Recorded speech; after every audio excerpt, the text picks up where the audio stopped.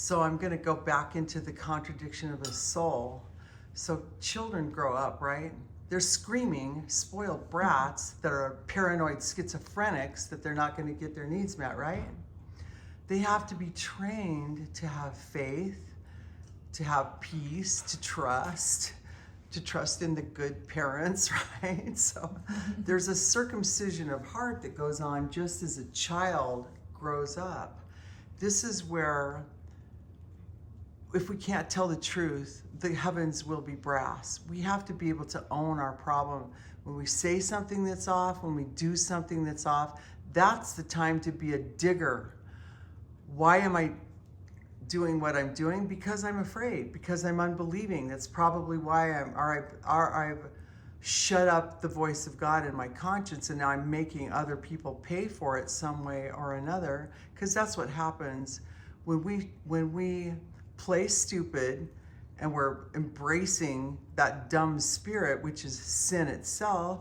We know what to do, we don't do it. We don't just own it and take Jesus' hand and say, Dad, Father, please help me. I shouldn't have said that. I shouldn't have done that. I want to do this, whatever. Having a personal relationship with Jesus Christ rather than an impersonal one. Because what do hiders and liars do? And again, my mom was very busy. She worked and she was gone 10 or 12 hours a day. I was cleaning the house and fixing dinners by the time I was in 6th grade. She was very absent, so I didn't have anybody to help me understand my soul, come out from in the darkness. I didn't understand anything spiritually, even though I was the daughter of a priest and went to church every Sunday. We had absolutely no understanding to the works of the devil or the works of the Lord either. So I want to go back to Shannon because she's got some great stories to tell, because in some ways she's been like a daughter. Glory to God, no praise here. But because I was willing to touch my fears and unbelief as life happened. Because one of the things one of my friends said today, man, the people that don't have life in their spirit, they don't get life from the bread of life. They don't get living water, but their Bibles are more worn out than anybody I've ever seen, is because they're not personal with Jesus Christ. So when they're allowing themselves to do what they know they shouldn't, or they're just loving their belly, loving the world, lost, just numbing out, dumbing out in their fears, not willing to touch them, you know, the Lord can't even help us. We're not going to get a steak. We're not going to get living water. We're not going to, and then we give people muddy water in our conversation. Our own words corrupt our soul because the very spirit of them isn't right.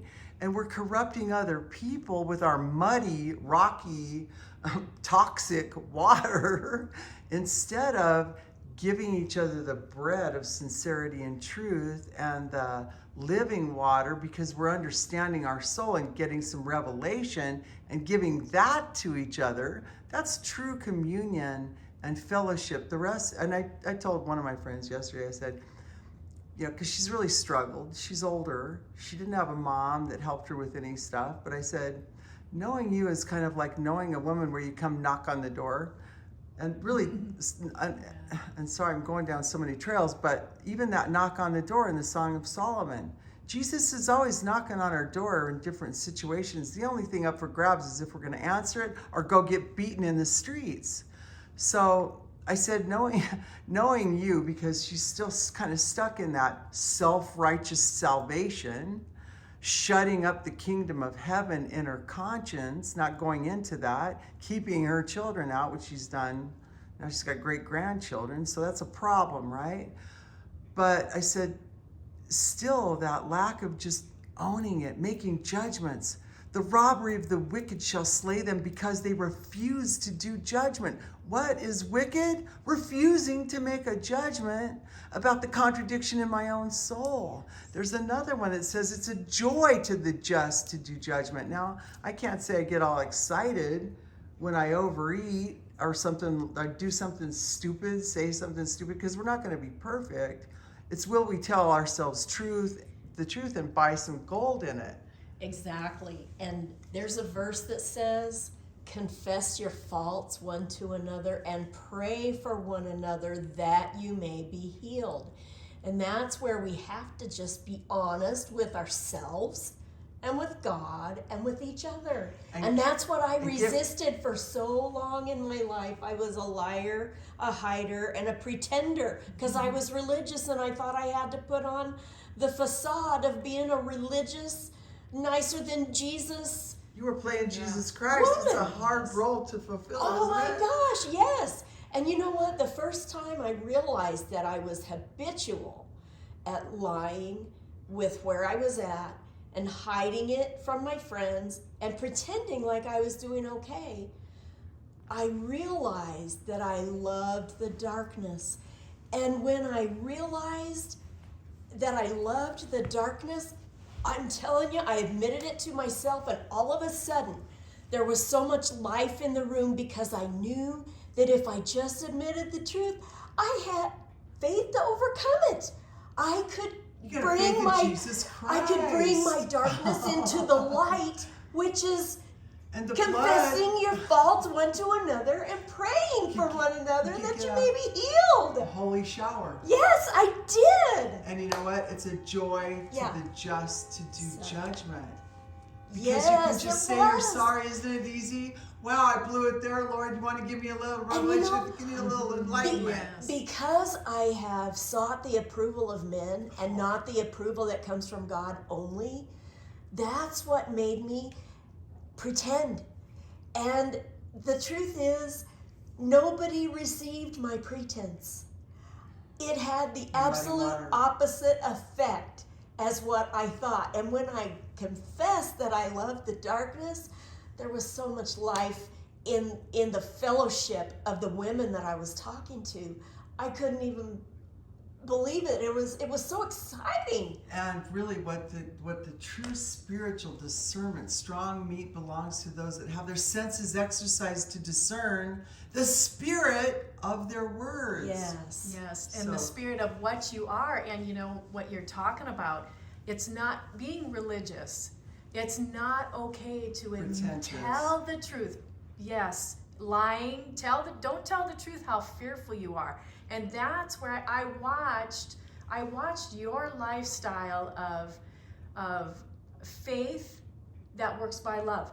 That's what I didn't have, and that was the giving up of, I had to give up the control and the love of being in control of my life and the power of darkness.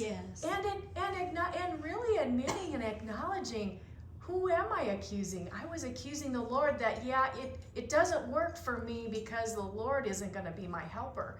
And that's what I brought into, and I watched that become evident in my son's life, early on in my son's life when he was a toddler. And but that was how I was walking. Again, in my marriage, I didn't believe God is my helper. And so you don't get his word to deliver you from your fear and unbelief. Yes. You know, he sent his word and healed me and delivered me. Let's pretend like we're not afraid. Let's pretend like we're not unbelieving. Let's hide behind the bushes. Yes. Where's those prickly little fig? Yes, and it made I felt like I was a constant grabbing and never attaining. So, you know, you were always looking and grabbing that the Lord, and accusing the Lord that he's helping others, but he won't be the helper in my life. So that's what I was accusing. Okay, where's that voice? Because we actually are taking on Satan's words. The demise of the flesh is really the same thing as Eve. And what it's God walks in, maybe it was Jesus, God, the Holy Spirit were all one. They were all in the garden. They've always walked, and who was and is and always has been. Where are you? Adam, Eve, where are you? You know, what a deep thing to say. And by the way, who told you were naked? They were pretending like they weren't naked. They had fig leaves on, right? Yeah. So when we're pretentious and religious, we're walking into a room with our prickly little fish hook fig leaves on, hope nobody knows I'm not naked. Well, and what I was going to share was, I think Betty was there too, because I was coming home from, we were gone, and as I drove up, Eric was a toddler at the time, and we get out of the vehicle and we're going into the house, and I turn around and I'm like, where's Eric? And he ran around into the dark in the bushes to hide because he was afraid. And it was like, it broke me at that point to see that he was just acting out. That's all he could do, is act out the spiritual atmosphere of what I would not judge within my own life, that was at that point saying, God is not my helper. So the devil's outside of us, and it says, you make lies your refuge, your covering. It says, how long will the lies lodge in you? You know what happened with Eve in the garden, what happened to the children of Israel, what happened to Cain, is lies were lodging in them. The biggest lie, you could be satisfied by the world and bread. You don't need to live by God's bread.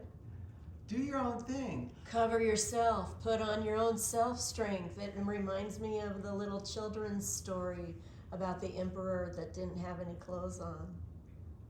And he went out in the streets pretending like he did. It's the Pinocchio lie. Yes. And because we all hid in the dark, we grew up with mothers that basically loved the power of darkness. That's why our fellowship should be the lies we're overcoming. Even, the last time I ate a little more than I should. What is the lie? Is this really it's never a blessing to overeat. I had a friend say this the other day, and she goes, man, do I love to feel stuffed. And there was other women in the room with her, and we all looking at each other.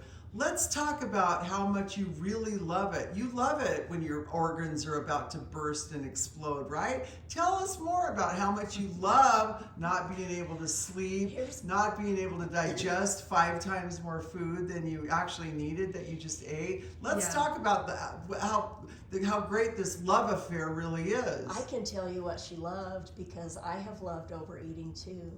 What she loves is being drowsy, so she doesn't have to face herself. So let's talk about the spirit That's of what drunkenness. I've done.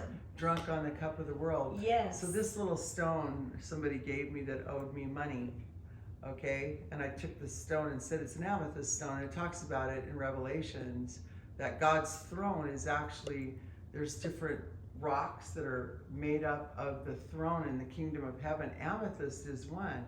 And again, I'm just throwing this out there. I don't believe it. I don't believe this amethyst stone is going to save me from being a food drunk. I have to make judgments about food drunkenness, right? Yes, Cursed is exactly. the land. It's never a blessing. It's always a curse when you eat for drunkenness and not for strength. Can you tell me that 10 times a day? No. Me too. It's something I can each other. actually forget, that it's never a blessing to eat for drunkenness. It's always a curse. But this very amethyst stone in the Bible, if you look up the definition of amethyst, biblically speaking, it's, and we're not talking witchcraft and stones and believing in stones, but that's one of the things it's known for is it wards off the demon of drunkenness. And maybe that's why God's throne has amethyst in it, and we'll understand.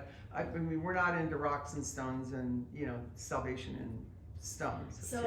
So blessed is the land when the princes eat for strength and not for drunkenness. And what is purple? What is amethyst color? It's royal. It's the royal color. Royal robes. Do we want the royal robes, or do we want the spirit of drunkenness, which is no robes? And when I realized how much disaster, because I think that God gives us who we need. I was talking to another friend about that when she was still worldly and stuck in fear and control, there was another man in our ministry. They got married, and maybe that's what they needed to do at that time in their lives. They needed to actually get married to keep moving on. And I'm going to go to part 3 right now, okay?